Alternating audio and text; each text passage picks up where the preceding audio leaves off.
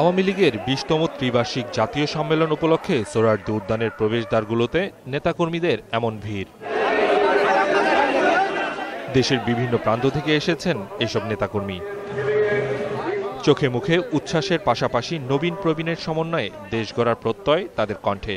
প্রবীণদের অভিজ্ঞতাকে কাজে লাগিয়েই তরুণরা আগামী দিন দেশকে এগিয়ে নিয়ে যাবে। দীর্ঘদিন অনেকে আছে, দেখা যায় পদ একড়ে আছে, কাজ টাজ করে না। পরিবর্তনগুলো এই দলের জন্য এবং দেশের জন্য খুবই জরুরি। বাংলাদেশ আওয়ামী লীগও সাবেক ছাত্রলীগের বা যুবলীগের অনেক নেতৃবৃন্দ স্থান পাবে। পুরাতনদের অভিজ্ঞতা এবং নতুনদের উদ্দীপনা। এ দেশের আলেম ওলামা পীর মাশাইখগণ সবাই শেখ হাসিনার সাথে যোগদান করেছে। সম্মেলনে যোগ দিয়েছেন প্রবাসী বাঙালিরাও। It's very important we should see young people in politics.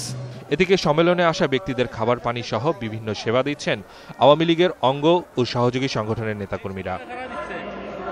তবে দীর্ঘ পথ পাড়ি দিয়ে সম্মেলনস্থলে এসেও কার্ড না পাওয়ায় হতাশ অনেকে। 12 কেজি ওজনের লোহার নৌকা নিয়ে আজকে আমি এই সম্মেলনে উপস্থিত হয়েছি, কিন্তু দুঃখের বিষয় আমি একটা কার্ড পাচ্ছি না। তবে ব্যাপক জনসমাগমের সুযোগে কেউ যাতে নাশকতামূলক কর্মকাণ্ড চালাতে না পারে সেজন্য আইনশৃঙ্খলা বাহিনীর রয়েছে কঠোর নজরদারি।